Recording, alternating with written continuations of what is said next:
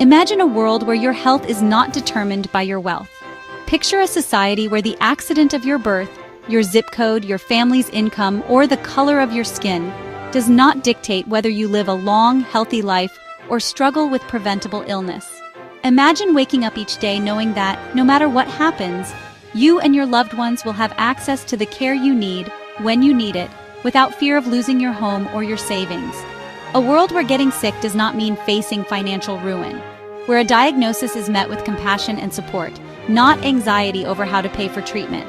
In this world, families do not have to choose between buying groceries and filling a prescription, or between paying rent and seeing a doctor.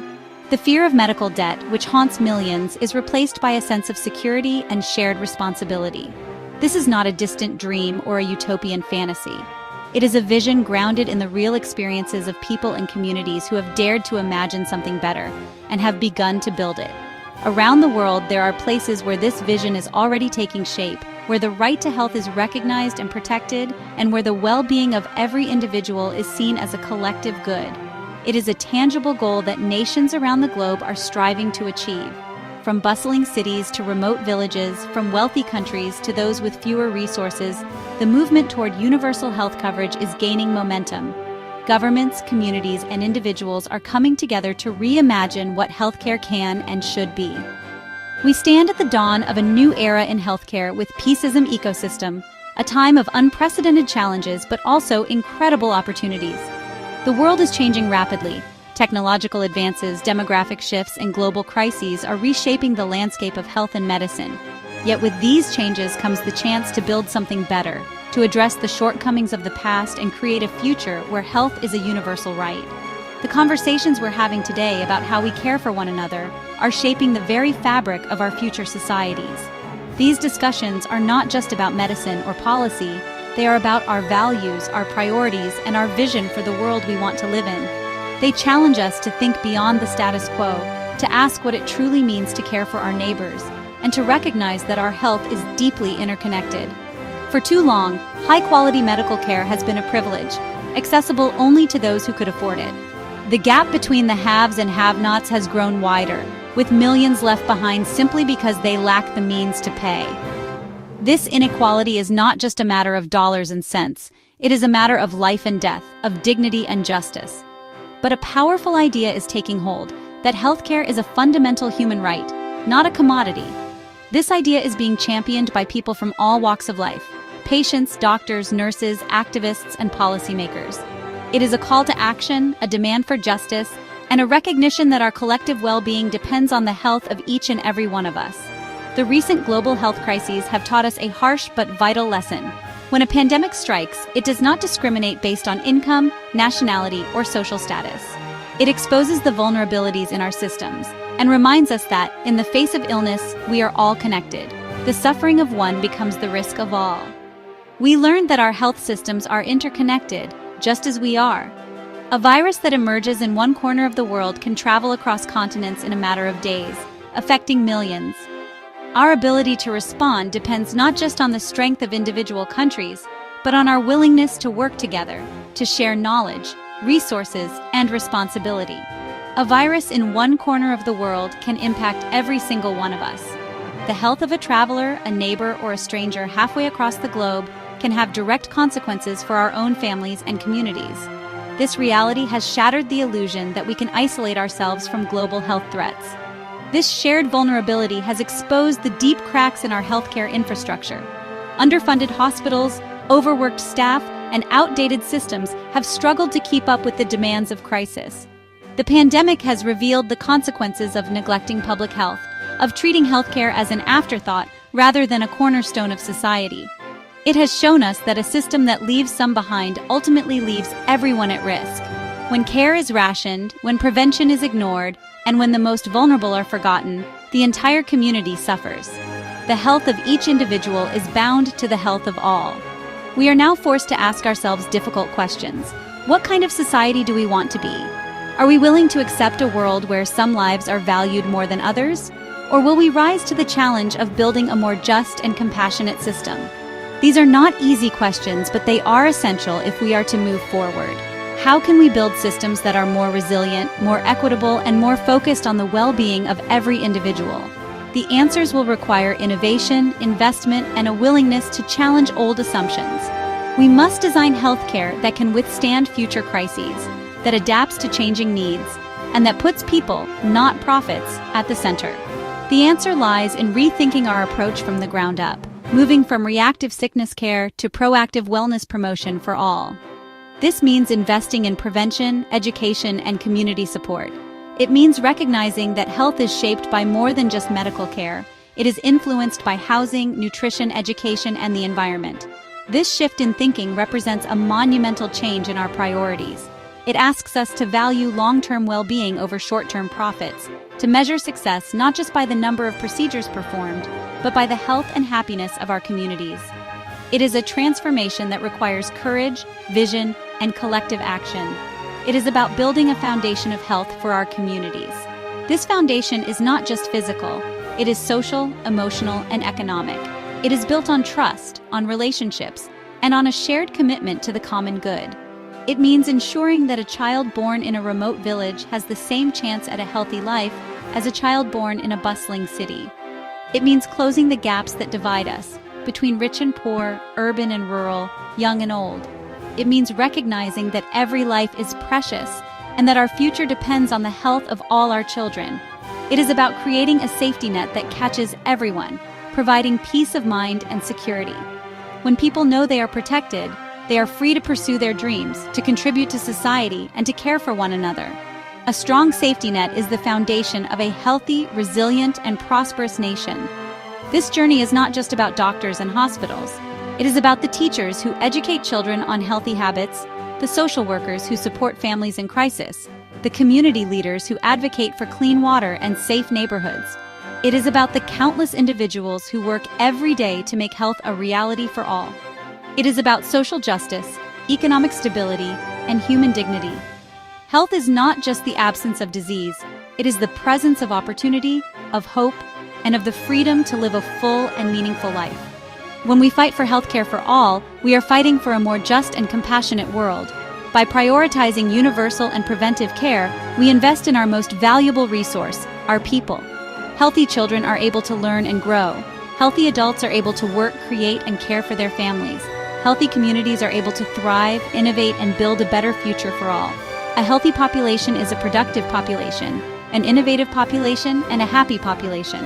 When we invest in health, we unlock human potential. We create the conditions for prosperity, creativity, and resilience.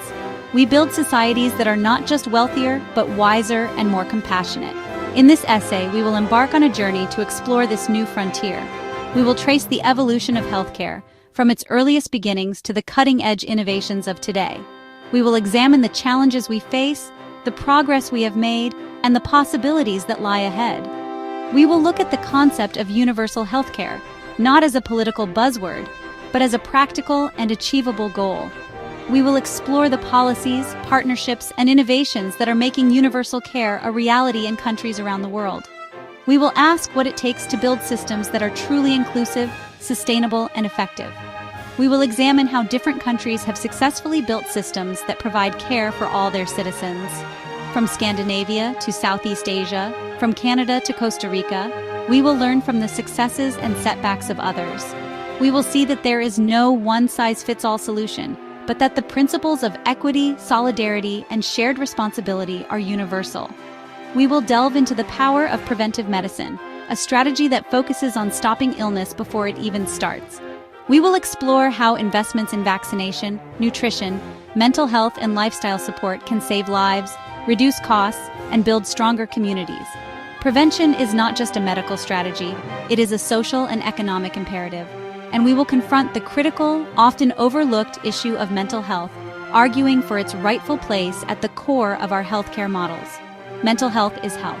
The stigma and neglect that have surrounded mental illness for generations must be replaced by understanding, support, and comprehensive care. Our vision for the future must include the mind as well as the body. This is a story of hope, innovation, and the relentless pursuit of a healthier,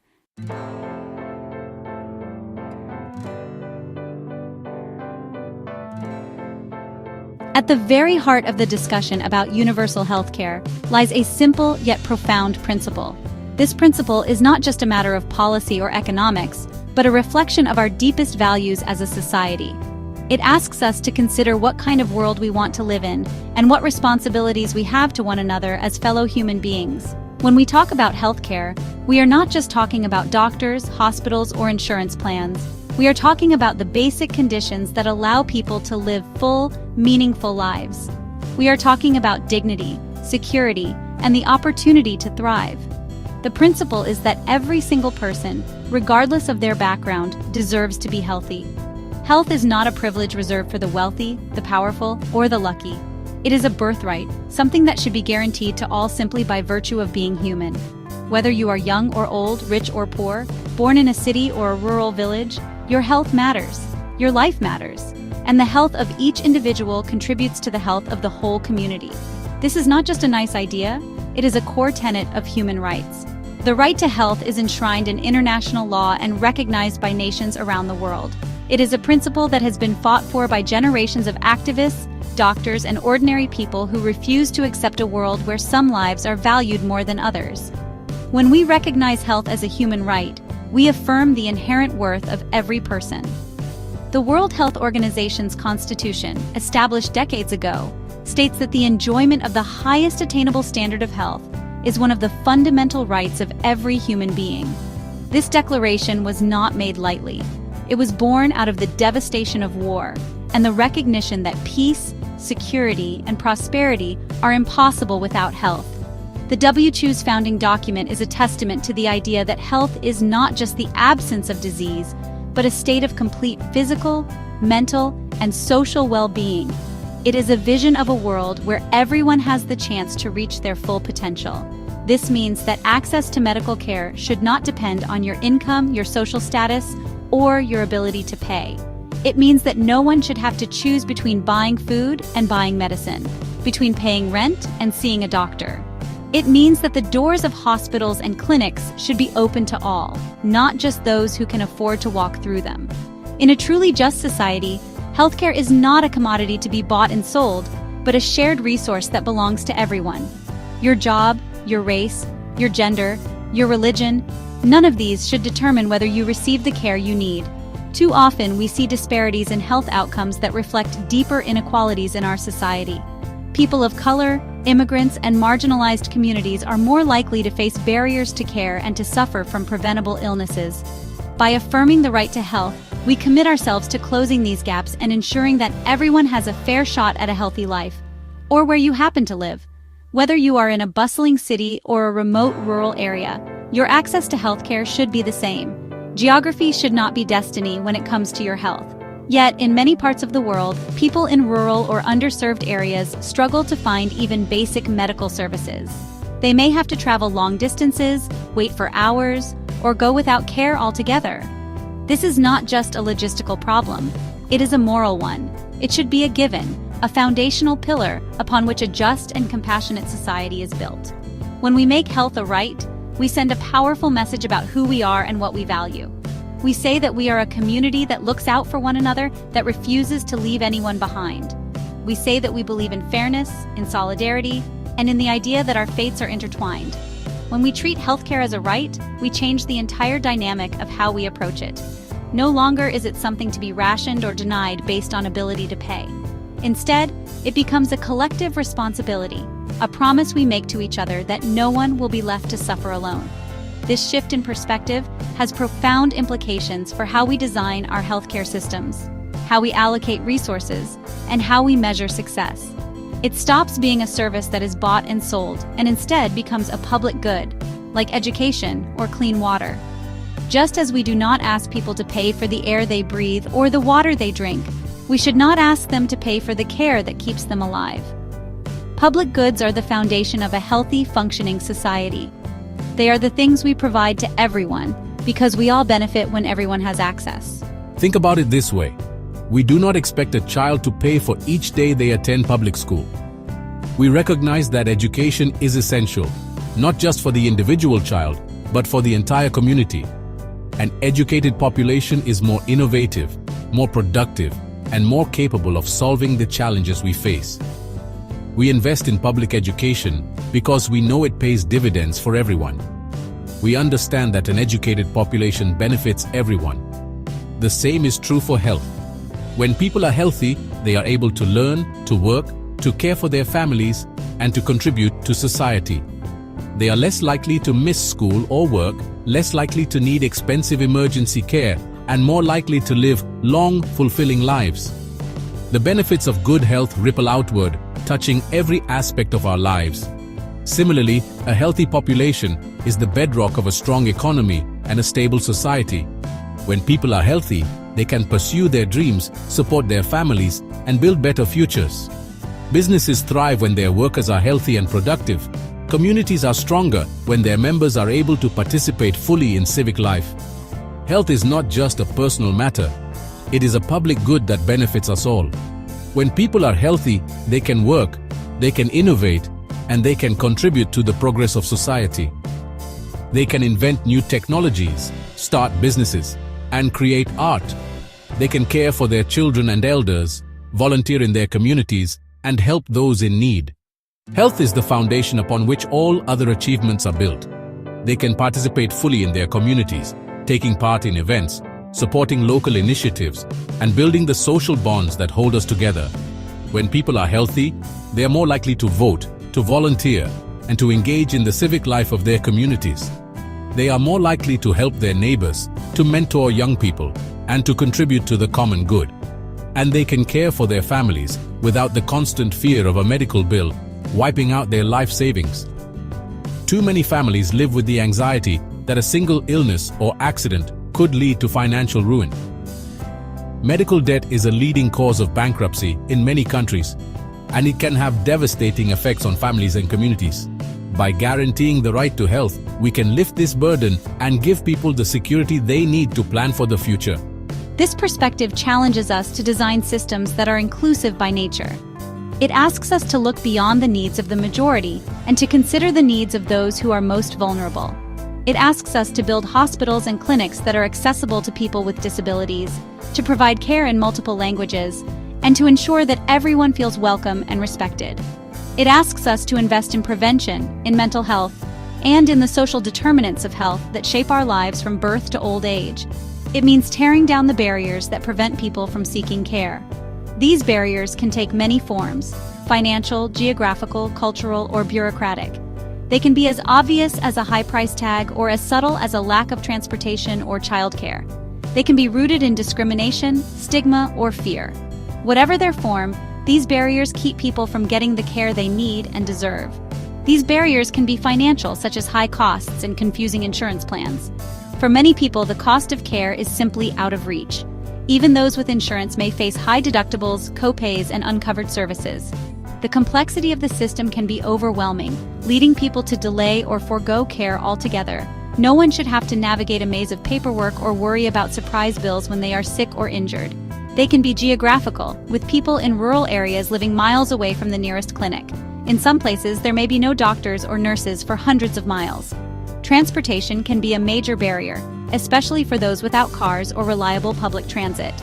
Telemedicine and mobile clinics can help, but they are not a substitute for a robust, accessible healthcare infrastructure. They can also be cultural, where certain groups may feel misunderstood or unwelcome within the healthcare system. Language barriers, lack of cultural competence, and discrimination can all make it harder for people to get the care they need. Trust is essential in healthcare, and it can only be built when people feel seen, heard, and respected. A rights-based approach demands that we actively identify and dismantle these obstacles, ensuring that the path to good health is open and accessible to every single member of our society, from the youngest child to the oldest senior. This means listening to the voices of those who have been left out or left behind. It means investing in community health workers, in outreach programs, and in policies that address the root causes of poor health. It means holding ourselves accountable for the outcomes we achieve, not just the services we provide. And it means recognizing that health is not just the responsibility of doctors and nurses, but of all of us, policymakers, educators, employers, and citizens alike. Therefore, the push for universal healthcare is more than just a policy debate. It is a test of our values, our priorities, and our willingness to stand up for what is right. It is a recognition that our health is bound up with the health of others, and that we are all better off when everyone has the care they need. Universal healthcare is not just about coverage or cost. It is about justice, equity, and the kind of society we want to build. It is a moral imperative. When we deny people access to care, we are not just making a policy choice, we are making a moral one. We are saying that some lives matter less than others, that some people are not worthy of the care they need to survive and thrive. But when we affirm the right to health, we say that every life is precious and that no one should be left to suffer or die for lack of care. It is a reflection of the values we hold as a global community. Around the world, people are coming together to demand healthcare for all. They are marching in the streets, organizing in their communities, and raising their voices for justice. They are reminding us that health is not just a personal matter, but a collective responsibility. When we stand up for the right to health, we are standing up for a better world. Do we believe in a world where a person's lifespan is determined by their bank account? Where the rich can buy the best care, while the poor are left to suffer? Or do we believe in a world where everyone has a fair chance to live a long, healthy, and productive life? These are the questions at the heart of the debate over universal healthcare. They are questions about justice, about fairness, and about the kind of future we want to create. Or do we believe in a world where everyone has a fair chance to live a long, healthy, and productive life? Imagine a society where no one has to worry about how they will pay for their medicine, where every child can see a doctor when they are sick, and where every elder can age with dignity and security. Imagine a world where health is not a source of anxiety or fear, but a foundation for hope and opportunity. By framing healthcare as a fundamental human right, we set a clear and powerful goal. We say that we will not rest until everyone, everywhere, has the care they need to live their best life. We commit ourselves to building systems that are fair, inclusive, and responsive to the needs of all. We recognize that this will not be easy and that there will be challenges along the way. But we also know that it is possible and that the rewards are worth the effort. We commit ourselves to building a world where the health and well-being of all people are protected and promoted, creating a legacy of compassion and equity for generations to come. The right to health is not just an aspiration, it is a call to action. It is a promise we make to ourselves and to each other, that we will do everything in our power to ensure that everyone has the chance to live a healthy, fulfilling life. Let us rise to this challenge, and let us build a future where health is truly a right for all.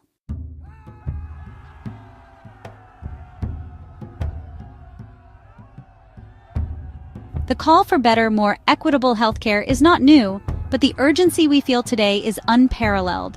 For decades, people have marched in the streets, written to their representatives, and spoken out in community meetings, demanding a system that serves everyone, not just the privileged few. Yet despite these efforts, progress has often been slow, incremental, and sometimes even reversed. Now, however, we find ourselves at a unique moment in history, a moment when the cracks in our healthcare systems have become impossible to ignore, and the need for transformative change is clearer than ever before.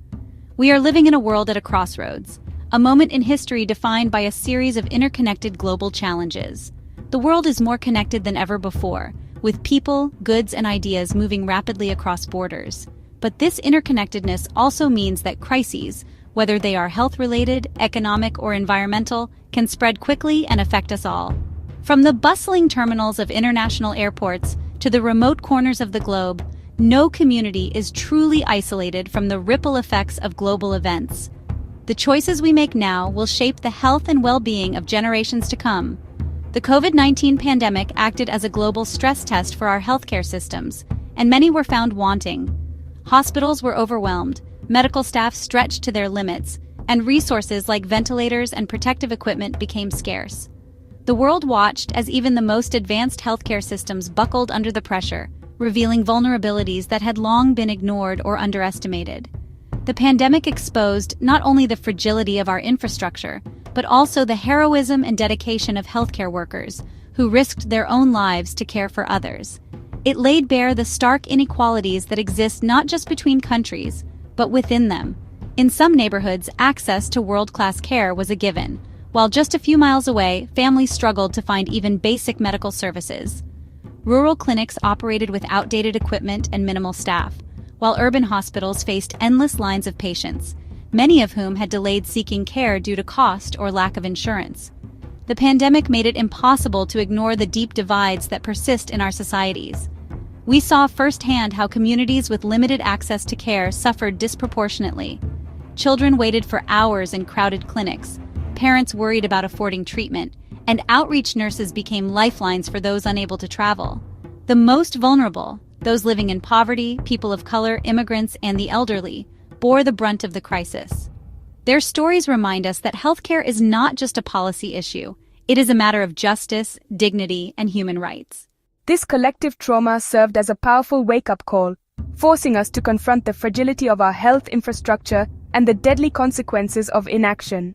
Empty city streets and overwhelmed hospitals became symbols of a world brought to its knees by a microscopic virus. The images of ambulances lined up outside emergency rooms and nurses breaking down from exhaustion are seared into our collective memory. We learned, in the harshest way possible, that our health systems are only as strong as their weakest links. Beyond the pandemic, we face a rising tide of chronic diseases. These are not sudden crises that make headlines, but slow-burning challenges that quietly erode the health of millions. Chronic illnesses like diabetes, heart disease, and cancer require ongoing care, support, and resources. They affect people of all ages, backgrounds, and walks of life, and their impact is felt not just by patients, but by families, communities, and entire economies. Conditions like diabetes, heart disease, and cancer are becoming more common around the world. As lifestyles change and populations grow, these diseases are no longer confined to wealthy nations. They are a global epidemic. In some countries, rates of diabetes have doubled or even tripled in a single generation.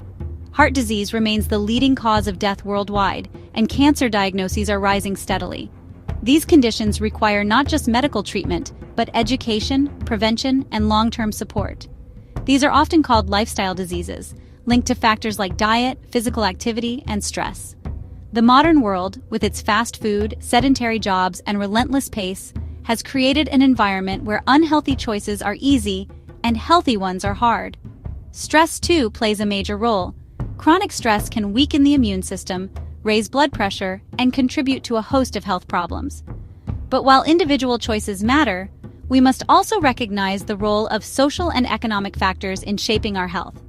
Unlike infectious diseases that can be treated with a short course of medicine, chronic illnesses require long-term management.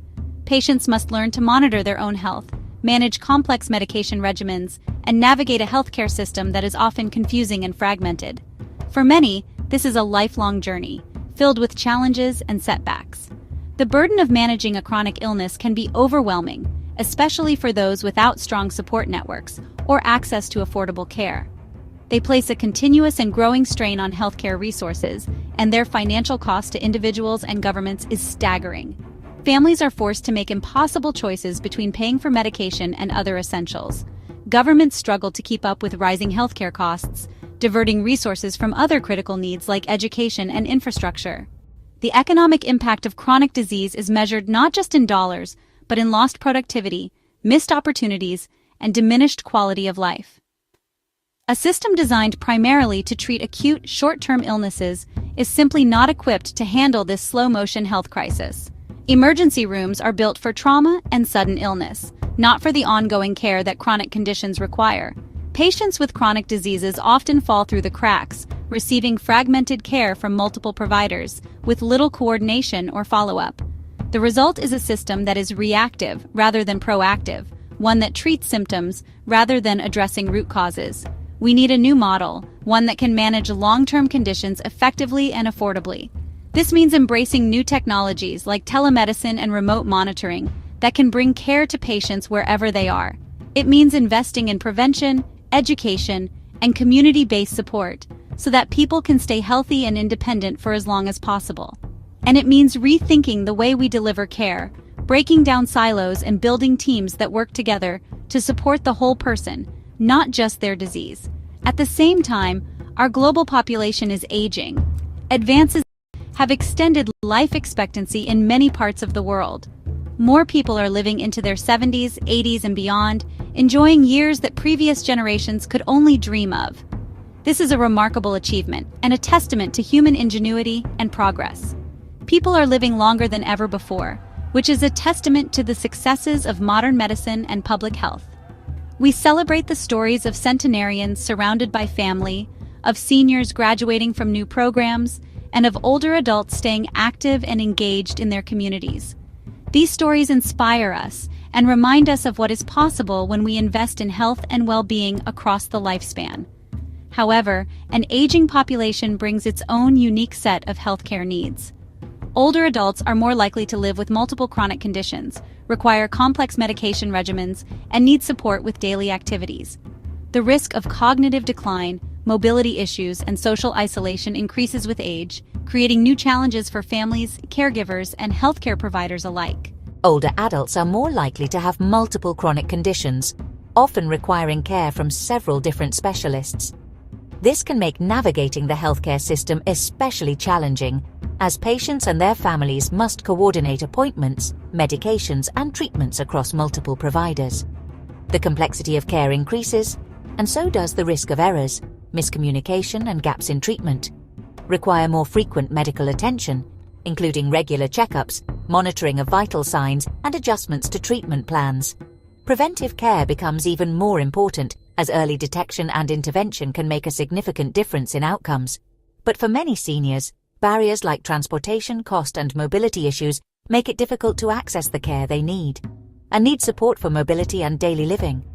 Many older adults rely on caregivers, both family members and professionals, to help with tasks like bathing, dressing, and preparing meals. Physical therapists, occupational therapists, and home health aides play a vital role in helping seniors maintain their independence and quality of life. But the demand for these services is growing rapidly, and many communities are struggling to keep up. This demographic shift is putting immense pressure on healthcare systems and social care services. Hospitals and clinics are seeing more elderly patients with complex needs, while social services are stretched thin, trying to provide support for housing, nutrition, and mental health. Healthcare workers are facing heavier workloads, more paperwork, and higher rates of burnout. The challenge is not just to provide more care, but to provide better, more coordinated, and more compassionate care. If we do not adapt our models of care to better support the health and dignity of our elders, we risk a future where a growing segment of our population is left vulnerable and without adequate support. Social isolation, neglect, and inadequate care are already realities for too many seniors. Families worry about their loved ones, and communities struggle to provide the resources and services that are needed. The choices we make now will determine whether we rise to meet this challenge or allow it to overwhelm us. This convergence of crises, the aftermath of a pandemic, the rise of chronic disease, and the reality of an aging population creates an undeniable imperative for change.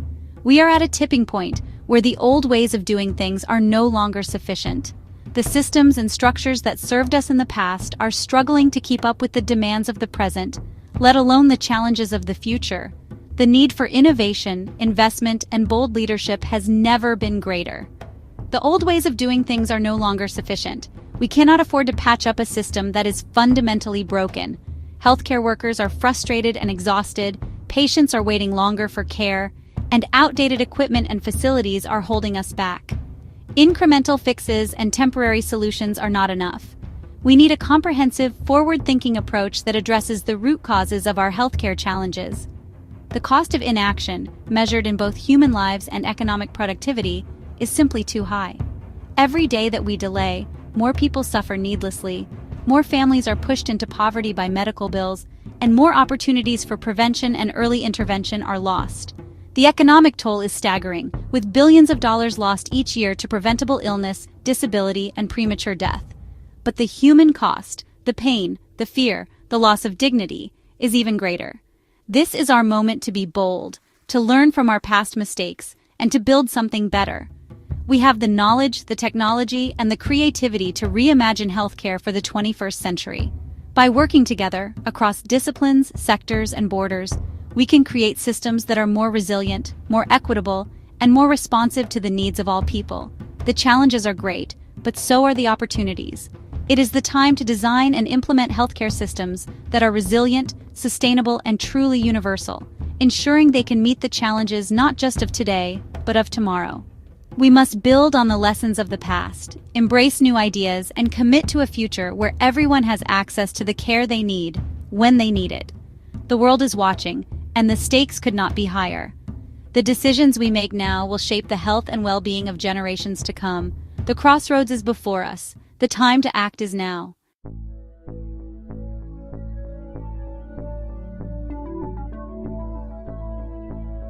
There is an old saying, an ounce of prevention is worth a pound of cure. This phrase, though simple, carries a profound truth that echoes through generations. It reminds us that taking small, thoughtful steps today can spare us from much greater hardship tomorrow. In the world of health, this wisdom is more relevant than ever. Imagine a world where we don't just wait for illness to strike, but instead, actively work to keep ourselves and our communities healthy from the very beginning. This simple wisdom holds the key to transforming our entire approach to health. It challenges us to rethink the way we view medicine, not as a last resort, but as a continuous journey of care, vigilance, and empowerment. When we embrace prevention, we shift our focus from crisis management to long-term well-being, from reacting to problems to anticipating and averting them. For too long, our medical systems have been built around a reactive model. Hospitals and clinics are often designed to respond to emergencies, to treat diseases after they have already taken hold. The sight of ambulances rushing to hospitals, emergency rooms filled with patients, and doctors working tirelessly to save lives is all too common. While this work is vital, it is only one part of the story. We wait for people to get sick, and then we mobilize our vast resources to treat their illness. This approach, while necessary in many cases, often means that we are always one step behind. We are constantly playing catch-up, trying to repair damage that might have been prevented in the first place. This is what we call sick care. It is a system that is reactive by nature, focused on treating symptoms and managing crises. While sick care saves lives and alleviates suffering, it is not enough on its own. It is like patching holes in a sinking ship, rather than fixing the leak at its source. It is incredibly important, but it is also incredibly expensive and often comes too late. The costs of hospital stays, surgeries, and advanced treatments can be staggering, not just in terms of money, but also in terms of human suffering and lost potential. For many families, a single illness can mean financial hardship, emotional distress, and a long road to recovery. Preventive care flips this model on its head. Instead of waiting for problems to arise, it encourages us to take action early and often. It is about building a culture of health where regular checkups, healthy habits, and early interventions are the norm. Imagine visiting your doctor not just when you're sick, but as a routine part of staying well. It focuses on keeping people healthy in the first place, stopping diseases before they have a chance to take root. Vaccinations, screenings, and lifestyle counseling are all tools in the preventive care toolkit. By identifying risks early, we can intervene before minor issues become major health crises. It is the ultimate form of proactive, forward-thinking medicine. Preventive care is about using the best of our knowledge and technology to safeguard our health, not just restore it. It means harnessing data, research, and community resources to create a safety net that catches problems before they fall through the cracks. Preventive care encompasses a wide range of strategies. It is not a single intervention, but a comprehensive approach that touches every stage of life. From childhood immunizations to adult cancer screenings, from nutrition education to mental health support, prevention is woven into the fabric of a healthy society. It includes routine checkups and screenings that can catch problems early when they are easier and cheaper to treat. A simple blood test can reveal hidden risks. A mammogram can detect cancer before symptoms appear, and a blood pressure check can prevent a heart attack. Think of mammograms to detect breast cancer, blood pressure checks to prevent heart attacks, and vaccinations to stop infectious diseases from spreading. These are not just medical procedures, they are acts of foresight, investments in a healthier future. Each one represents a chance to change the course of someone's life for the better. It also involves promoting healthy lifestyles. Prevention is not just about what happens in the doctor's office, it's about the choices we make every day. Eating nutritious foods, staying active, managing stress, and getting enough sleep are all part of the equation. This means educating people about the importance of a balanced diet, regular exercise, and avoiding harmful habits like smoking. Public health campaigns, school programs, and community workshops all play a role in spreading this message. When people understand the impact of their choices, they are empowered to take control of their health.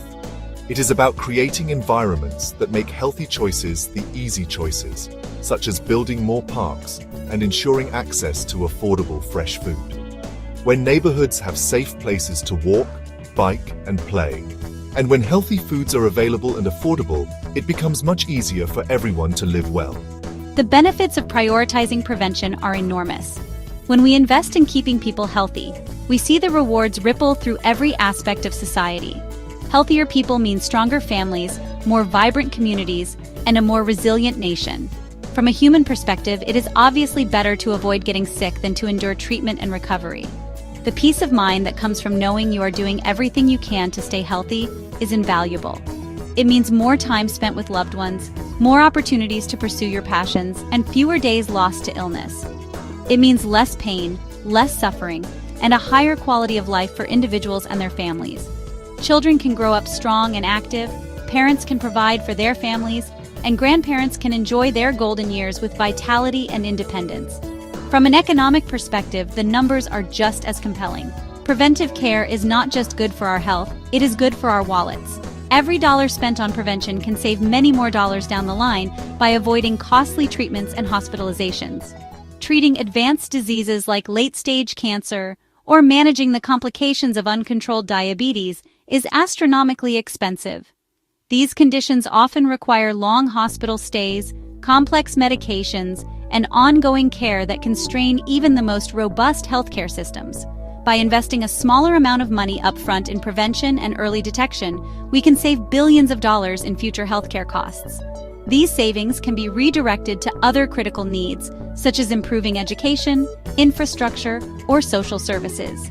This frees up resources that can be used to improve other areas of the healthcare system or society as a whole.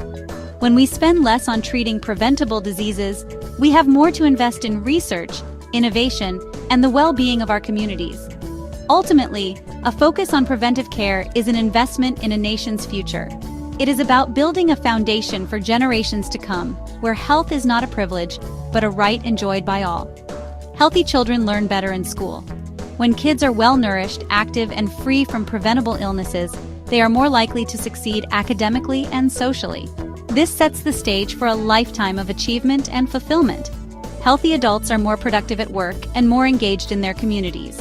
They can contribute their talents, energy, and creativity to building a better world. When people are not burdened by chronic illness, they are free to pursue their dreams and support those around them. Healthy seniors can continue to live independently and contribute their wisdom and experience. They can remain active members of their families and communities, sharing their knowledge and enriching the lives of those around them. By shifting our focus from sickness to wellness, we build a stronger, more resilient society from the ground up. Prevention is not just a medical strategy, it is a social movement, a commitment to caring for one another and creating a brighter future for all. It is the difference between constantly fixing a leaky roof and building a sturdy, well-maintained house that can withstand any storm. When we invest in prevention, we are not just patching up problems, we are creating lasting solutions that protect us for years to come. Preventive care is that strong foundation upon which a truly effective and sustainable healthcare system must be built. It is the thread that weaves together individual well-being, community strength, and national prosperity. By choosing prevention, we choose a future where health is not just the absence of disease, but the presence of vitality, opportunity, and hope for everyone.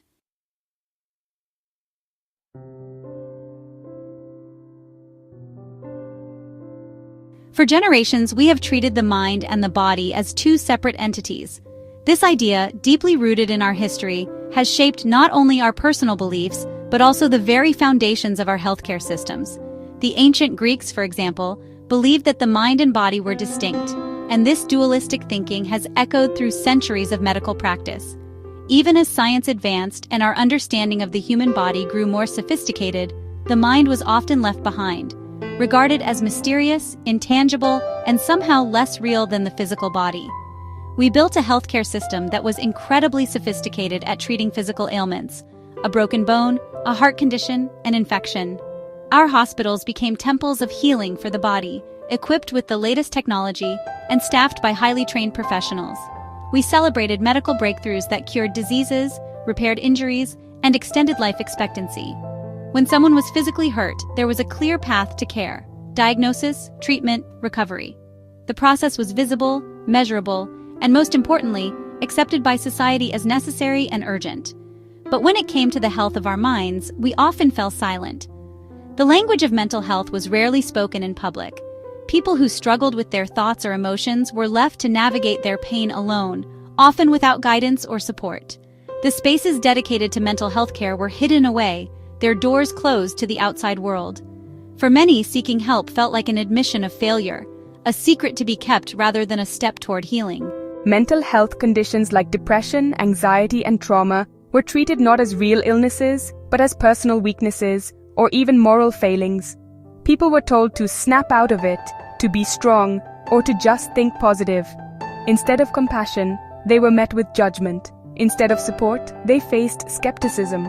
This misunderstanding was not just a personal issue, it was institutional. Schools, workplaces, and even healthcare providers often failed to recognize the seriousness of mental health struggles. They were shrouded in stigma and shame, forcing millions to suffer in isolation. The fear of being labeled or misunderstood kept people from reaching out. Even when help was available, the barriers, social, financial, and emotional, were often too high to overcome. The result was a silent epidemic, with countless individuals hiding their pain behind a mask of normalcy, afraid to let anyone see their struggle.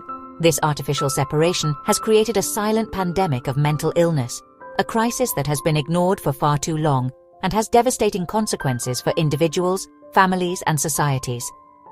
The impact is not just emotional, it is physical, economic, and generational.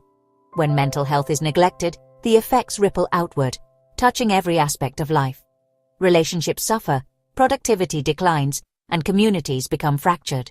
The cost of inaction is measured not only in dollars, but in lost potential, broken families, and lives cut short. The reality is that mental health is health. It is not a separate category, not an afterthought, but a fundamental part of our overall well-being. Just as we would never ignore a broken bone or a high fever, we cannot afford to ignore the signs of mental distress. The brain is an organ, just like the heart or the lungs, and it deserves the same level of care and attention. There is no health without mental health. This is not just a slogan, it is a scientific fact. Our thoughts, emotions, and behaviors are deeply intertwined with our physical health. When our minds are unwell, our bodies suffer. When our bodies are sick, our mental health is at risk. The two cannot be separated, no matter how hard we try.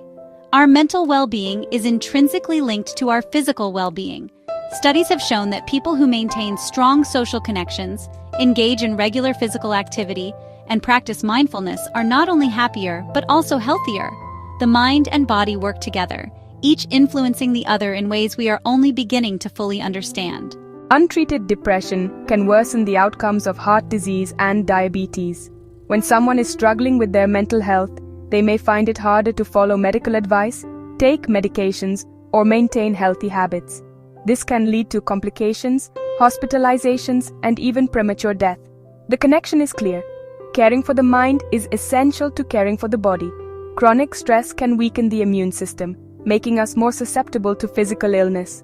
Stress hormones like cortisol, when elevated for long periods, can damage the body's ability to fight off infections, heal wounds, and regulate inflammation. Over time, this can contribute to a host of health problems, from frequent colds to serious conditions like hypertension and autoimmune diseases.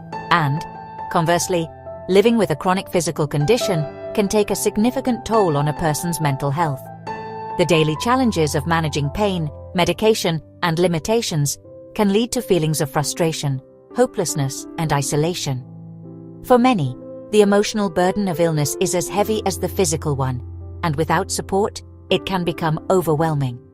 To ignore one is to fail to properly care for the other. True healing requires us to see the whole person, not just a collection of symptoms. When we treat only the body, we miss the underlying causes of suffering.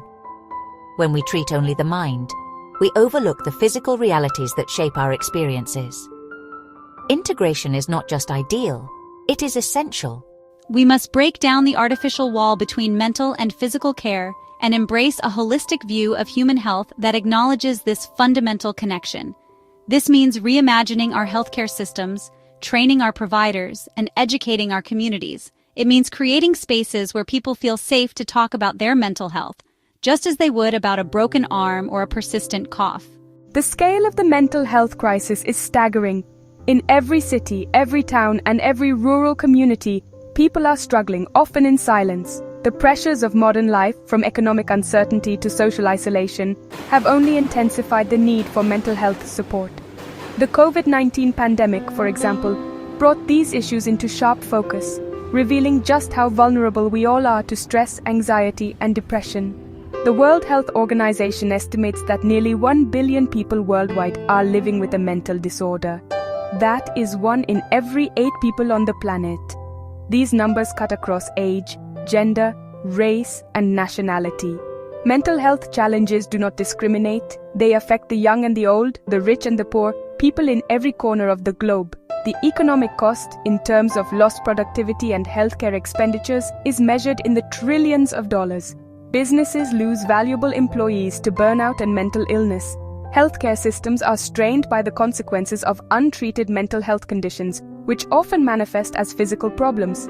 The ripple effects are felt in every sector of society, from education to law enforcement to social services.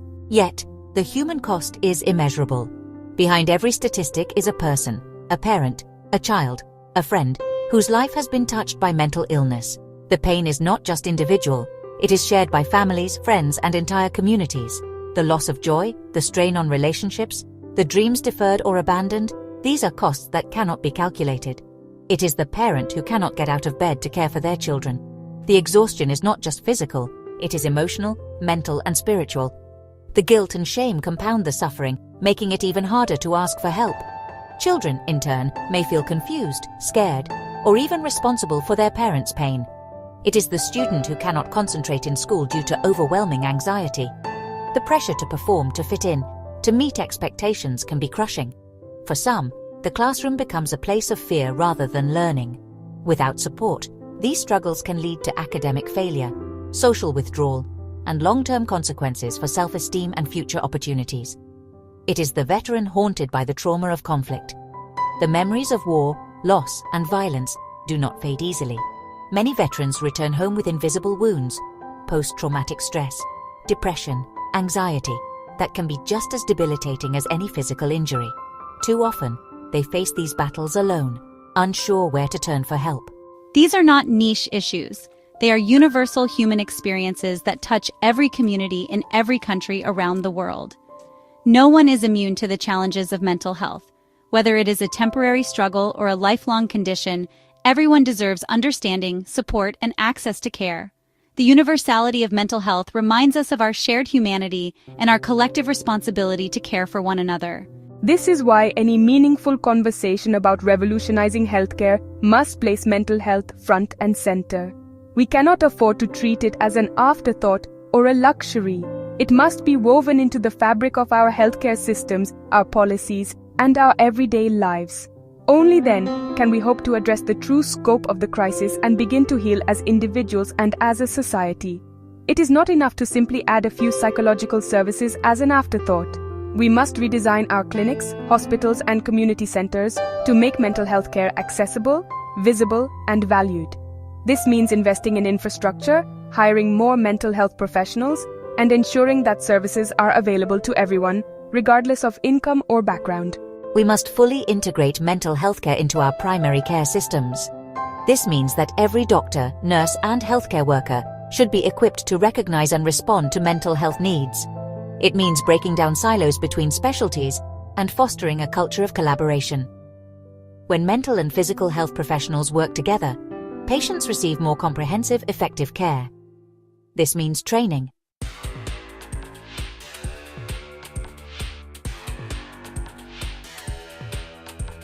As we confront the immense challenges of providing universal, preventive, and holistic care, we find ourselves armed with a powerful new ally technology. The digital revolution that has transformed so many aspects of our lives is now poised to reshape the landscape of healthcare. From telemedicine to wearable sensors to powerful data analytics, new tools are emerging that can help us bridge the gaps in our current systems. Technology holds the promise of making healthcare more accessible, more personalized, and more efficient than ever before. It can help us overcome old barriers of distance and cost, bringing care directly to the people who need it, wherever they may be. Consider the impact of telehealth. Not long ago, seeing a doctor required taking time off work, traveling to a clinic, and sitting in a waiting room. For people in rural areas or those with mobility issues, this could be a significant obstacle to care. Today, a patient can connect with a specialist hundreds of miles away through a simple video call on their smartphone. This technology is a game changer for providing routine consultations, follow-up appointments, and especially for expanding access to mental health services. It makes care more convenient, reduces costs, and ensures that geography is no longer a primary determinant of a person's access to expertise. Wearable devices, such as smartwatches and fitness trackers, are also playing an increasingly important role in the shift towards preventive health. These devices can continuously monitor vital signs like heart rate, sleep patterns, and physical activity levels.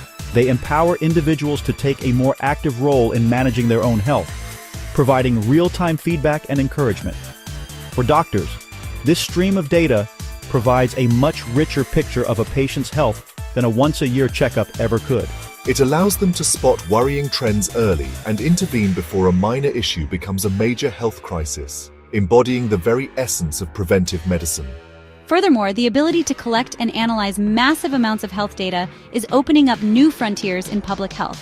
By examining large-scale population health data, researchers and policymakers can identify emerging disease outbreaks much faster, understand the risk factors for chronic illnesses more clearly, and allocate resources more effectively. This data-driven approach allows for more targeted and impactful public health interventions. Technology is not a panacea, and we must be mindful of issues like privacy and digital equity. However, when harnessed responsibly, it offers an incredible toolkit for building the healthcare systems of the future. Systems that are smarter, more responsive, and truly centered around the patient.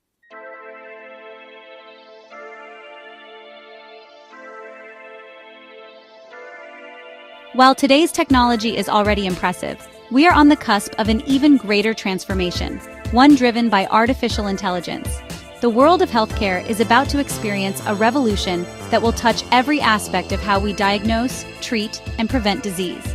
Imagine a future where the boundaries between human expertise and machine intelligence blur, creating a partnership that is greater than the sum of its parts. This is not just a technological upgrade.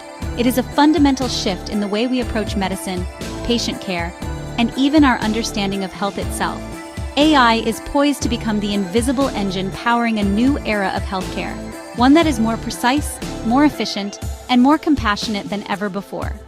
AI is not just about faster computers or more sophisticated software. It represents a new way of solving problems. It is about harnessing the power of data, pattern recognition, and machine learning to tackle challenges that have long seemed insurmountable. In healthcare, this means using AI to sift through mountains of medical records, research papers, and clinical data to find connections and solutions that would take humans years or even decades to uncover. It is about creating tools that can learn from experience, adapt to new information, and continuously improve their performance, just like a seasoned physician. But unlike any human, AI can work tirelessly, 24/7 without fatigue or bias, and with access to a global pool of knowledge. In healthcare, AI has the potential to augment the skills of human doctors, accelerate medical research, and personalize treatment in ways we could once only imagine. Picture a world where every doctor has an AI assistant by their side, offering real-time insights, double-checking diagnoses, and suggesting the latest evidence-based treatments. Medical researchers can use AI to analyze vast data sets, uncovering patterns that lead to new discoveries and breakthroughs. For patients, AI means care that is tailored to their unique needs, preferences, and genetic makeup, rather than a one-size-fits-all approach. This partnership between human intuition and machine intelligence could lead to earlier detection of diseases, more effective therapies, and better outcomes for everyone.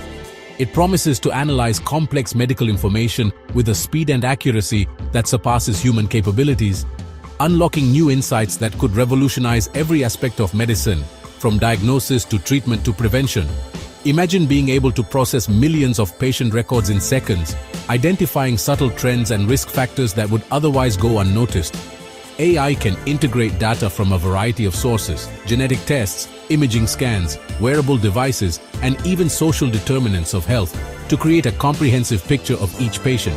This holistic approach allows for more precise diagnoses, targeted therapies, and proactive interventions that can prevent illness before it starts. This is not science fiction. It is the near future of healthcare. Hospitals and clinics around the world are already beginning to adopt AI-powered tools, and the pace of innovation is only accelerating. From smart hospital rooms that monitor patient vitals in real time, to AI-driven triage systems that prioritize care based on urgency and need, the transformation is underway.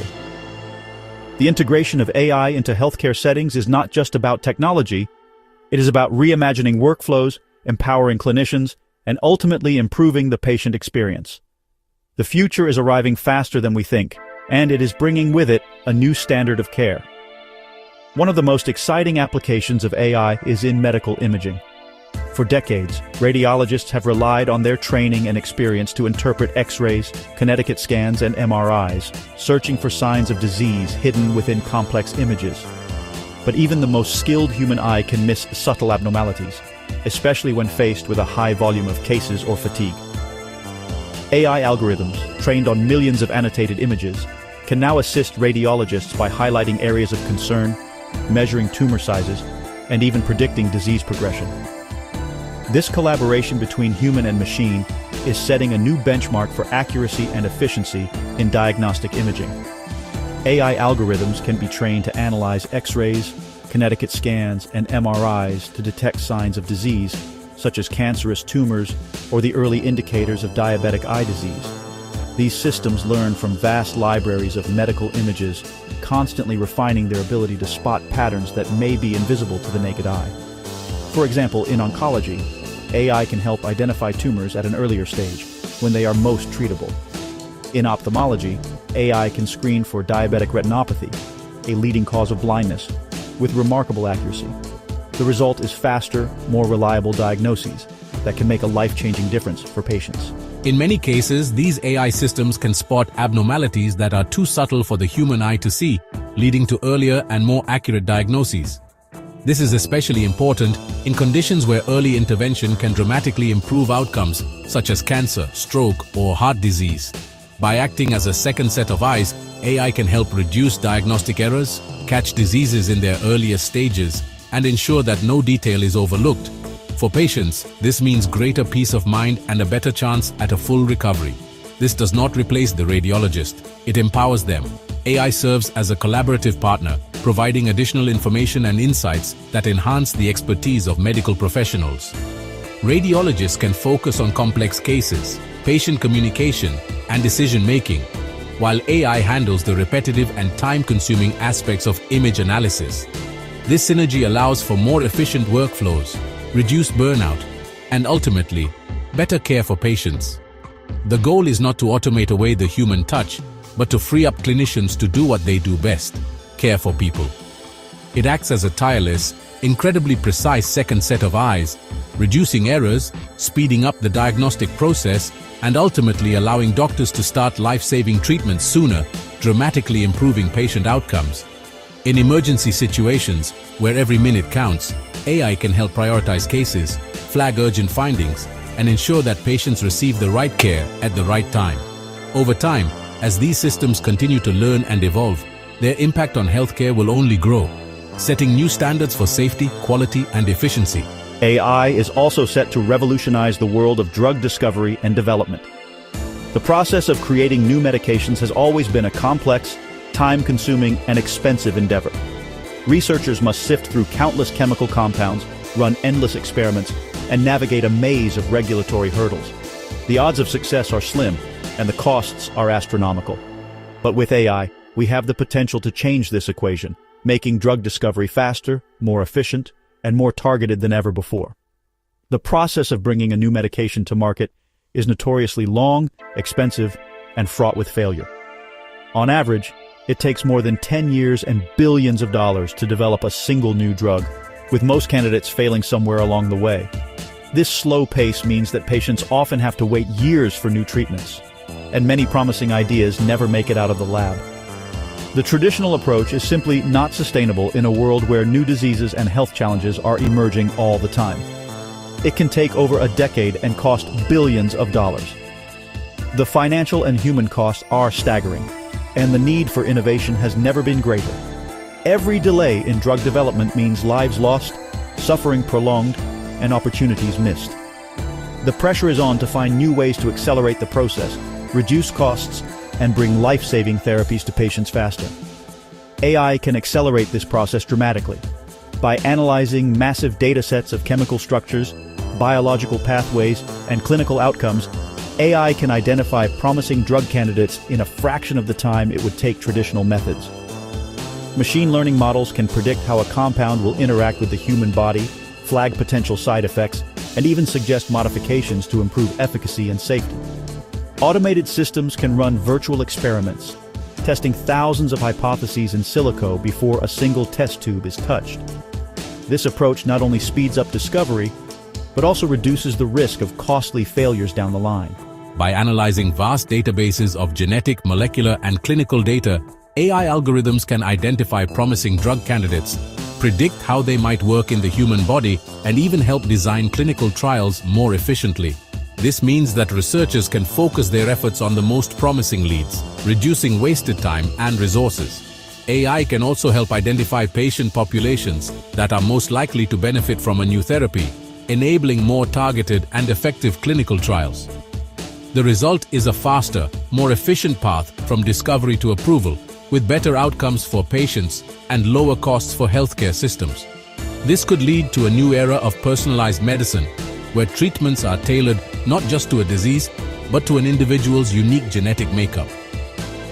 Imagine a world where your doctor can prescribe a medication that is custom designed for your specific biology, maximizing effectiveness and minimizing side effects. AI can help identify genetic mutations that drive disease, predict how you will respond to different therapies, and even suggest lifestyle changes that can improve your health. This level of personalization has the potential to transform the way we think about medicine, shifting the focus from treating illness to optimizing wellness. Beyond diagnosis and treatment, AI will be a cornerstone of proactive, preventive health. The future of healthcare is not just about curing disease, but about keeping people healthy in the first place. AI can help identify risk factors, predict who is most likely to develop certain conditions, and recommend interventions that can prevent illness before it starts. This shift from reactive to proactive care has the potential to save lives, reduce costs, and improve quality of life for millions of people. Imagine an AI-powered system that continuously analyzes your health data from wearable devices, your electronic health records, and even your genetic profile. This system could monitor your heart rate, sleep patterns, activity levels, and more, looking for early signs of trouble. It could compare your data to millions of others, identifying patterns and trends that might indicate a developing problem. By integrating information from multiple sources, AI can provide a more complete picture of your health, helping you and your doctor make better decisions. This system could identify your personal risk factors for various diseases and provide you with highly customized recommendations for diet, exercise, and lifestyle changes to keep you healthy.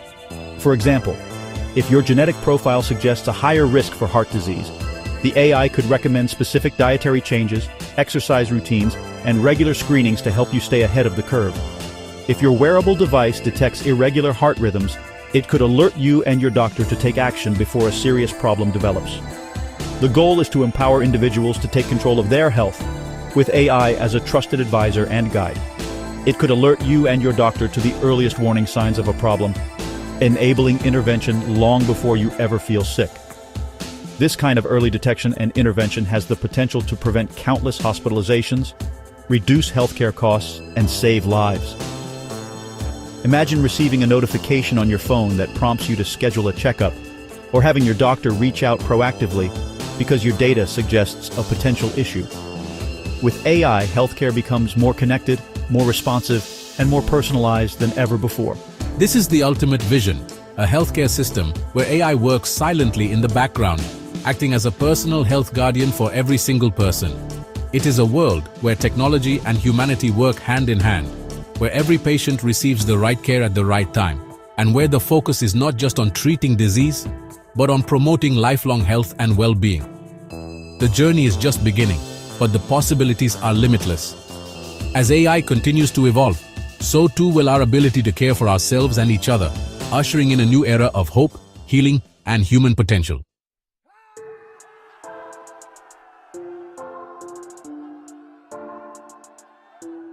We have now sketched the outlines of a grand vision for the future of global health.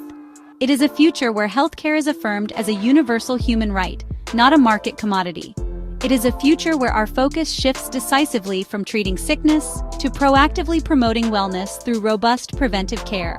It is a future where mental health is finally brought out of the shadows and integrated fully into our definition of health. And it is a future where technology and artificial intelligence act as powerful accelerators, helping us overcome old barriers and build systems that are more equitable, intelligent, and personalized than we ever thought possible. This introduction has served to set the stage for a deeper exploration. We have established the why, the urgent moral, social, and economic imperatives that compel us to seek this transformation.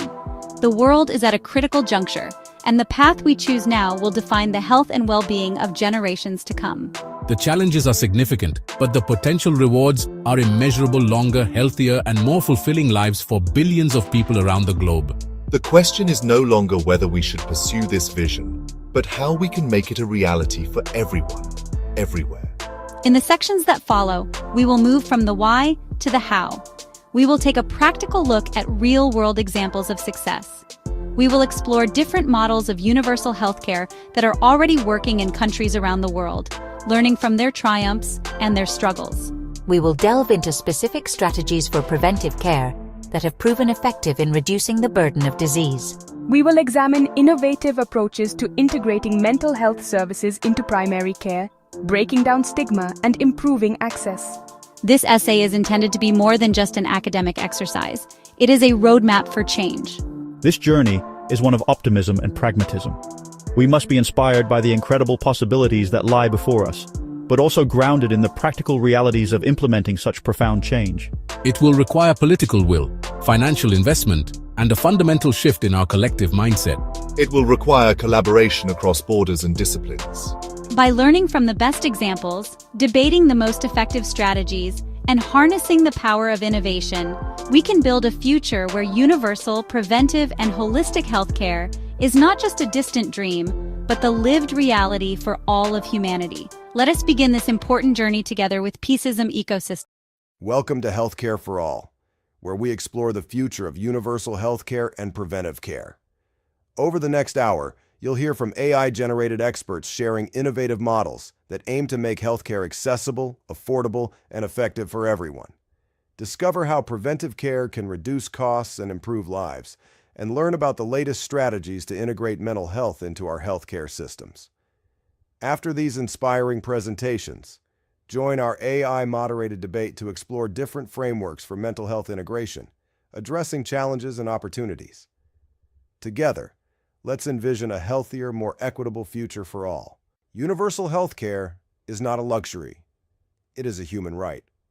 When we treat health as a privilege reserved for those who can pay, we divide societies into two realities: those who can heal and those who are left behind. But when we recognize health as a public good, we unlock an engine of social progress that benefits everyone. Look at the Nordic countries. Their universal healthcare systems are not perfect, but they ensure that a child born in a rural village has the same right to a doctor as a child born in a capital city. Rwanda, after the devastation of genocide, rebuilt its healthcare system around equity, and today, more than 90% of its citizens are covered. These examples prove that universal healthcare is possible, even in resource-constrained settings. And the impact goes far beyond medicine. Studies consistently show that universal healthcare strengthens economies. A healthy workforce is more productive. Fewer families fall into poverty due to medical bills. Communities become more resilient against crises, from pandemics to climate shocks. So the question is not, can we afford universal healthcare, but rather can we afford not to? Every delay, every year of inaction costs us lives, potential, and opportunities for human flourishing. But let's be clear. Universal healthcare is not a one-size-fits-all formula. Each country must design a model that fits its unique context, its culture, its resources, its people. Some may lean on public systems. Others may blend private and public partnerships. What matters is the principle that no one is denied care because of who they are or what they earn. Preventive care is the most powerful yet most underutilized tool in healthcare. Every dollar invested in prevention saves up to $5 in treatment. Think about that. A small investment in keeping people healthy spares families the devastating costs of hospital stays, lost wages, and chronic illness. Yet too often, our systems wait for disease to appear before they act. What if we flipped the script? Instead of waiting for heart disease, we invested in nutrition education and regular blood pressure screenings. Instead of focusing only on cancer treatment, we emphasized early detection through accessible screenings. Instead of treating diabetes once it has advanced, we built healthier food systems and promoted active lifestyles at the community level. The evidence is clear. Prevention transforms healthcare from reactive to proactive. It changes the very definition of what it means to be healthy. Health becomes not simply the absence of disease, but the presence of well-being. And prevention is not just about the individual. It's about systems and communities. When a city invests in clean air policies, it prevents asthma and lung disease for thousands. When schools prioritize physical activity and balanced meals, they lay the foundation for a healthier generation. When governments fund vaccination programs, they save millions of lives and billions of dollars. But prevention requires long-term vision and political courage, because the benefits of prevention are not always immediate. Politicians may not see the results in a single election cycle, yet the payoff for humanity is enormous. Imagine a healthcare system where illness is the exception, not the norm. A system that celebrates wellness as much as it responds to disease. A world where your local clinic isn't just a place you go when you're sick, but a hub for health promotion, education, and community connection. That is the power of prevention. Not just saving money, not just saving lives, but building societies where health is sustained, protected, and shared by all. Artificial intelligence is already reshaping healthcare. From predicting disease outbreaks to detecting the earliest signs of cancer, AI tools are democratizing access to life-saving insights. A rural clinic with limited staff can now use AI-driven diagnostics to catch diseases earlier than ever before. A smartphone app can track subtle changes in speech or movement, signaling neurological conditions before they advance. And global health agencies use AI to map and predict epidemics, buying precious time to save lives. But here's the truth. AI is not magic. It is not a cure-all. And it must never be allowed to replace the human touch at the heart of medicine. The key is balance. Technology must complement human care, not compete with it. Why? Because healthcare is not only about data, it is about trust. A machine can read a scan, but only a human doctor can hold your hand when you are afraid. An algorithm can flag a risk, but only a nurse can explain it with compassion and help you feel safe. If we design wisely, AI can take away the heavy burdens, the repetitive tasks, the administrative overload, the delays in diagnosis, freeing clinicians to do what they do best: care. Imagine doctors spending less time typing into computers and more time listening to their patients. Imagine health workers in underserved areas gaining the same decision support tools as those in the world's best hospitals. Of course, there are challenges: data privacy, bias in algorithms, unequal access to digital tools. If left unchecked, AI could widen inequalities instead of reducing them. That is why ethics and inclusivity must guide innovation at every step. Together, we can create smarter, more compassionate healthcare ecosystems. Systems where artificial intelligence strengthens human intelligence, where efficiency serves empathy, where technology is not the story, but the instrument that allows the story of human healing to unfold with more dignity and more reach than ever before. As a voice for patients, I want to remind us, behind every policy, every system, every budget decision is a person. Someone's mother, father, child. It's easy, when we talk about healthcare, to get lost in numbers, cost per capita, coverage percentages, mortality rates. These statistics are important, but they are not the whole story, because behind each number is a life. Behind every data point is a human being who dreams, struggles, and deserves dignity. Healthcare is not only about curing illness, it is about dignity, trust, and hope. It is about whether a young mother feels safe walking into a clinic, whether an elderly man can afford his medicine without choosing between food and treatment, whether a teenager struggling with depression finds someone who listens. I once heard a patient describe healthcare as a doorway. For some, that doorway is wide open, affordable, welcoming, easy to walk through. For others, the doorway is locked, blocked by cost, distance, or stigma. A true healthcare for all system ensures that the doorway is open to everyone, no matter who they are or where they come from. And here's the truth. Patients know what they need.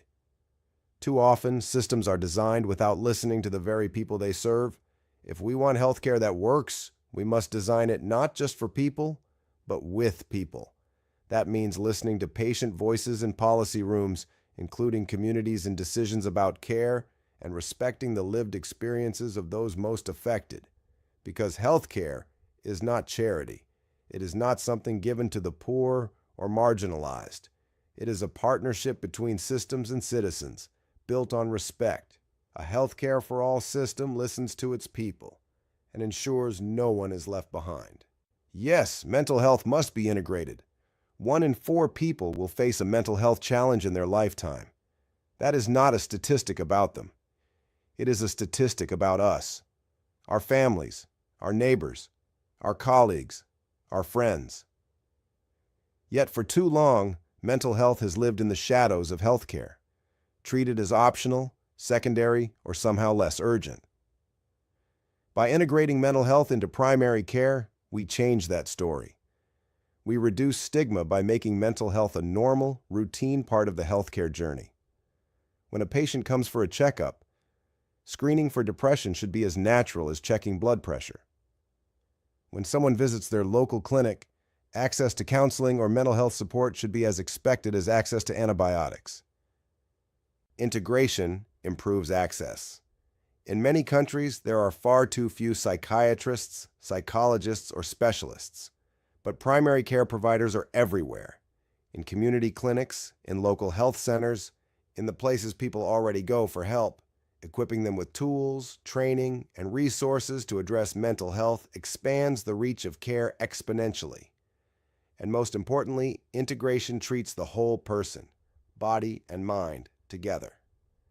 We know that mental health impacts physical health. Depression worsens outcomes for diabetes and heart disease. Stress weakens the immune system. Trauma affects recovery from illness. To separate the mind from the body is not only artificial, it is dangerous. Without integration, we continue to treat mental health as an afterthought instead of a fundamental part of health. The result? People suffer in silence.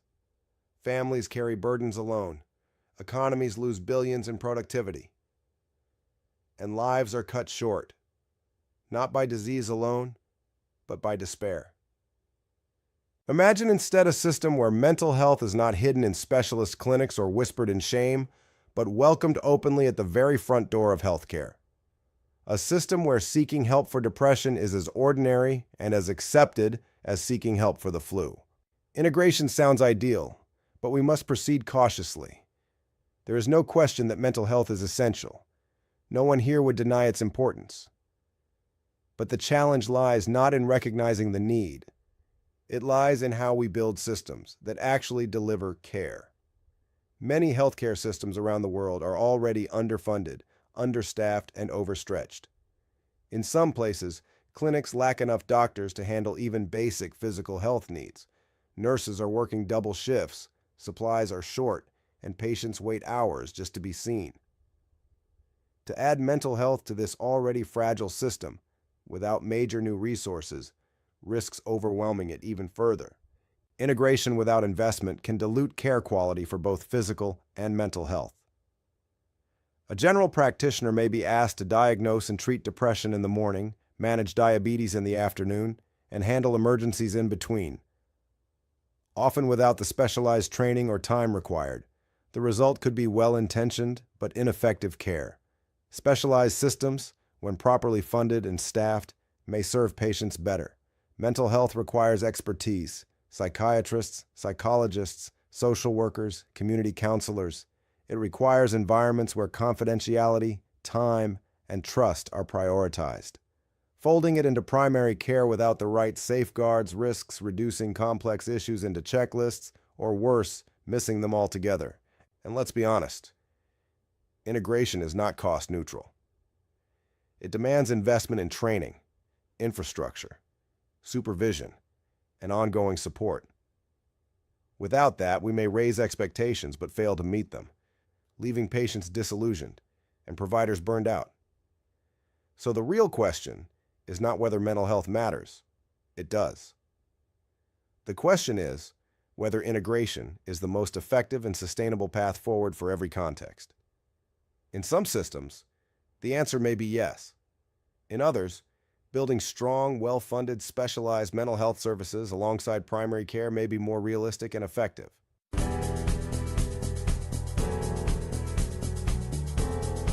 Hi there, I'm Miss Sarah. Well, I guess you could call me Peaceism. Yeah, peace works. Let me show you something important. See these people? They're all struggling with healthcare. It's tough out there. But what if I told you there's a way to change all this? Enter World Peace Development Holdings Limited. They've got this amazing idea called the Peaceism ecosystem. It's all about bringing people together, you know? Healthcare for everyone. Watch this. See how everything's connecting? Now look, people are healthier, happier, and more peaceful. Cool, right? Want to be part of this change? Join us at the Healthcare for All Expo. Together, we're building a sustainable future. How's that for world peace? Remember, a healthy world is a peaceful world. See you soon.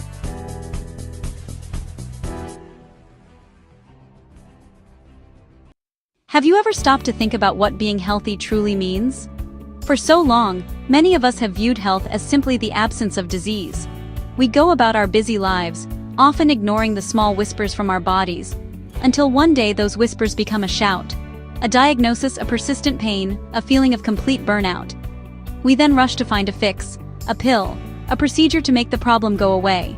But what if we could change this story? What if, instead of waiting to react to illness, we could proactively build a foundation of wellness that makes us more resilient, joyful, and full of life every single day? This is the very heart of a new and empowering movement in healthcare. This isn't about chasing perfection or following extreme restrictive diets. It is about a fundamental shift in our mindset. It's about moving from a reactive model of sick care to a proactive model of genuine healthcare. The exciting part is that you don't have to do this alone. In fact, the most powerful way to embrace this change is by connecting with others. Shifting our focus at its core, proactive health is a beautifully simple idea. It is about taking intentional actions to protect and enhance your well-being before you get sick. Think of your health like a garden. The reactive approach is to wait until the garden is overrun with weeds and pests, and then desperately try to salvage what's left. The proactive approach is to tend to the garden every day. You nurture the soil with good nutrients. You provide it with regular sunlight and water. You gently remove any small weeds before they have a chance to take over.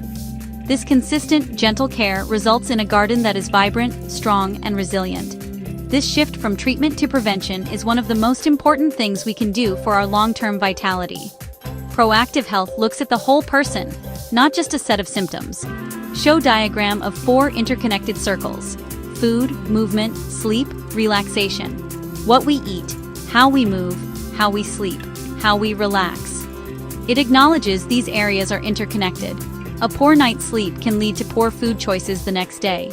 Chronic stress can disrupt our sleep. A lack of movement can impact our mood and energy levels. By making small, positive adjustments in each area, we create an upward spiral of well-being. It's not about running a marathon tomorrow if you haven't run a mile in years. Choosing to take the stairs instead of the lift. Adding one extra portion of vegetables to your dinner plate. Switching off your phone an hour before bed to allow your mind to unwind.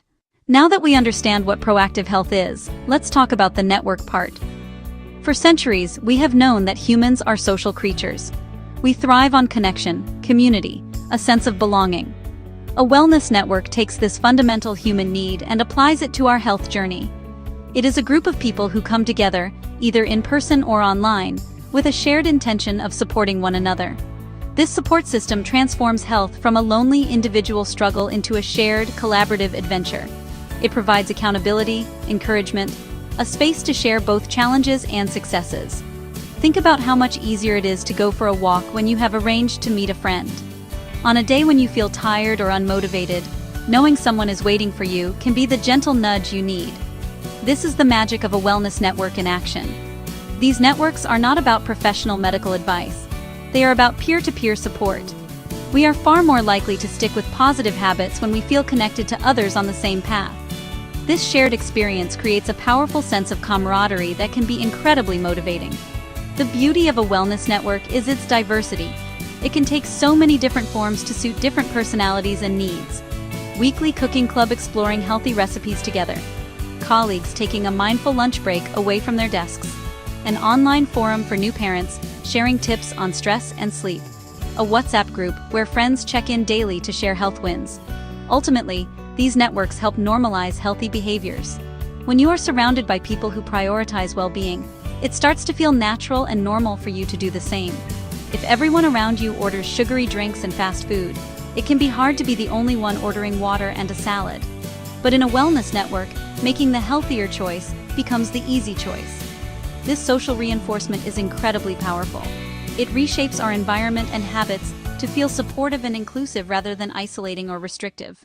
For most of modern history, our healthcare system has been built on a reactive foundation. We wait for something to break, and then we try to fix it. If you get a chest infection, you get antibiotics. If you have high blood pressure, you are given medication to lower it. While this approach is essential for acute illnesses and emergencies, it is far less effective for the rising tide of chronic lifestyle-related diseases. Conditions like type 2 diabetes, heart disease, and many forms of mental health struggles often develop slowly, over decades of subtle imbalances. By the time a diagnosis is made, the root causes have become deeply entrenched. Imagine your health is like a boat. The reactive approach is to wait until the boat is full of water and starting to sink before you begin frantically bailing it out. It's stressful, exhausting, and you are always just one big wave away from disaster. The proactive approach involves regularly checking the boat for tiny leaks and patching them up as soon as you find them. You are not waiting for a crisis. Small, regular acts of maintenance keep the boat strong, dry, and sailing smoothly. This is a far more sensible and sustainable way to navigate the waters of life. Acting early, long before symptoms become severe, allows us to address the root causes of potential illness, not just the downstream effects.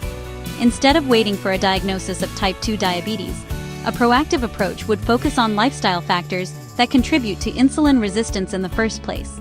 Improving your diet to stabilize blood sugar. Incorporating regular movement to help your muscles use glucose more effectively. Managing stress, which can also impact blood sugar levels. By making these changes early on, you may be able to prevent the disease from ever developing, which is a far better outcome than managing it for the rest of your life. This preventative mindset leads to better long-term outcomes and dramatically improves quality of life. Living with a chronic illness often involves daily medication, frequent doctor's visits, and limitations. It can take a toll on your energy, mood, and finances. Investing proactively means more freedom, more energy, more joy. You know, the wonderful thing about proactive wellness networks is that they are often hiding in plain sight. Honestly, you do not need to look far to find them. They come in all shapes and sizes, catering to every interest and fitness level. One of the most common and accessible examples is a community fitness group. Think Park Run, a free event in local parks every Saturday morning. It brings together people of all ages, people walking, people jogging, runners hitting 5 kilometers. A yoga studio that fosters community. Neighbors meeting for a morning walk 3 times a week. These groups make movement social and fun. Online communities are powerful wellness networks. You can find a supportive group for almost any health goal. Facebook groups for whole food diets, recipe shares, practical tips, and encouragement. Apps like Strava help runners and cyclists cheer each other on. Online mental health forums offer anonymous support. These digital tribes can be a lifeline for those who feel isolated. Workplace wellness initiatives, lunchtime meditation sessions, subsidized gym memberships, step challenge leaderboards, boost physical and mental health, build team bonds, and shift culture into support. Informal social clubs, a hiking group on local trails, a healthy cooking club, a book club focused on health. These networks weave health into our social lives, making it a natural and enjoyable way to connect. When you join or create a proactive health network, the benefits extend far beyond the purely physical. Yes, you may see improvements in weight, blood pressure, and energy levels. But the ripple effect enhances overall happiness and well-being. Connection and camaraderie act as an antidote to loneliness and isolation. Feeling part of a community and sharing a goal can boost mood and self-esteem. A single word of encouragement can turn a difficult day around. Regular positive social interactions reduce stress, anxiety, and feelings of depression. Group exercise gives you endorphins from activity, plus oxytocin from social bonding. That combination equals greater happiness. Being part of a network increases purpose and motivation. Committing to show up, a weekly walk, a daily check-in, creates grounding routine. Accountability keeps you on track when motivation wanes. Seeing others' progress fuels belief that change is possible.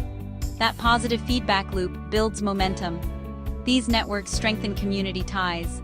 Neighborhoods and workplaces improve. Prioritizing wellness together creates a stronger, kinder, more vibrant society. The idea of starting your own wellness network might sound intimidating, but it can be one of the most rewarding things you ever do. The key is to start small and keep it simple. You do not need a formal structure, a fancy name, or a complicated agenda. All you need is a clear intention and one or two other people to join you. Think about an activity that brings you joy and fits easily into your life. Being in nature or learning to cook healthier meals. Choose something you are genuinely excited about. Once you have an idea, reach out and invite others. Your partner, a close friend, a family member, a colleague. Keep it low pressure and focus on connection and shared fun. I'm thinking of starting a weekly walk around the local park on Saturday mornings. Or, I'm creating a WhatsApp group to share simple, quick recipes. Decide simple logistics and remove barriers. Don't worry about perfection. The most important thing is to get started. Your small circle can evolve organically. What begins as a walking group might try a yoga class together or organize a healthy potluck dinner. Remember, focus on encouragement, not competition. Create a culture where everyone can share wins and struggles without judgment. Celebrate small victories, choosing a healthy snack, getting an extra hour of sleep. Offer support, not criticism. The strength of your network comes from kindness and consistency.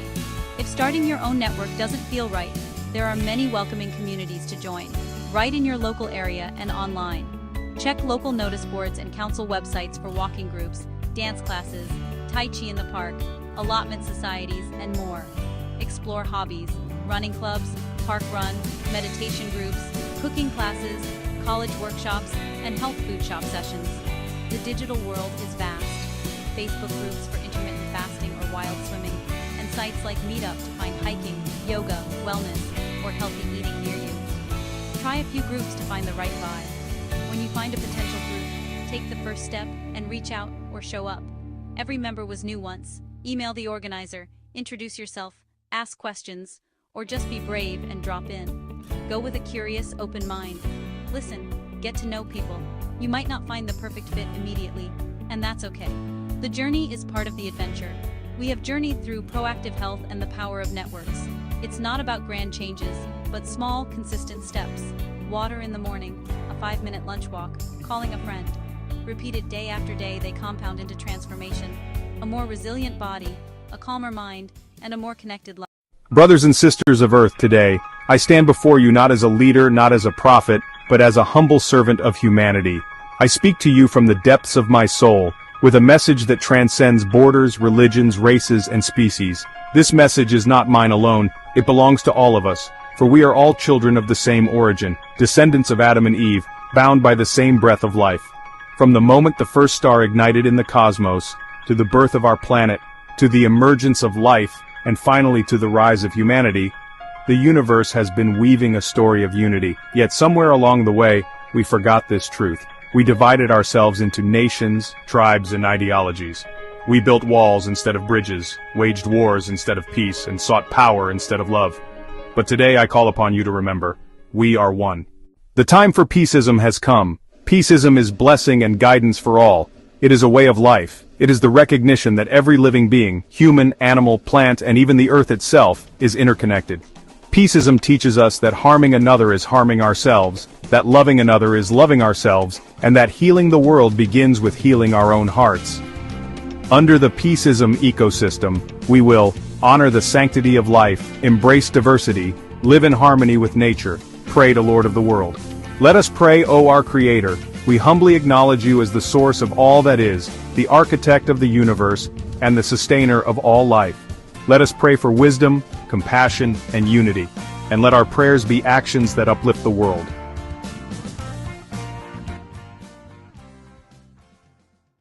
Dear Lord of the world, known by many greatest names, we come before you as one family, one heart, one soul. Guide us to see the light within each other. Teach us to forgive, to love, and to serve. Help us to heal the wounds of the past and build a future of peace. May our hands work together, our voices sing together, and our spirits rise together, for we are your servant, and in you, we are one. Amen, Amin, Shalom, Om Shanti Ash, and so it is. This is not just a dream, it is a calling. Each of us has a role to play in this great awakening. Whether you are a teacher, a farmer, a scientist, an artist, or a leader, your contribution matters.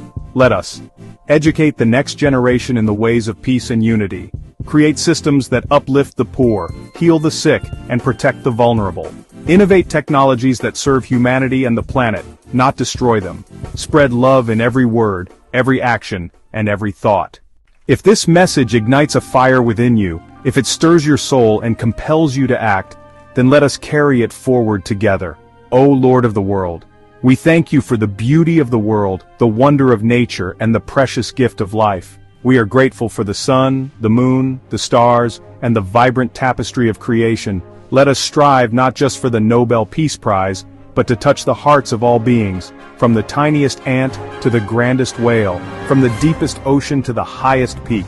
The time has come to transcend our differences and embrace our shared humanity. The time has come to heal the scars of the past and forge a future brimming with hope. O Creator, bless us with peace, joy, and purpose, and grant us the strength to overcome challenges and to persevere in your service. We are one. We are peace. We are the change. Thank you, and may the light of unity guide us all. We pray in the name of the Creator, the source of all things. Amen.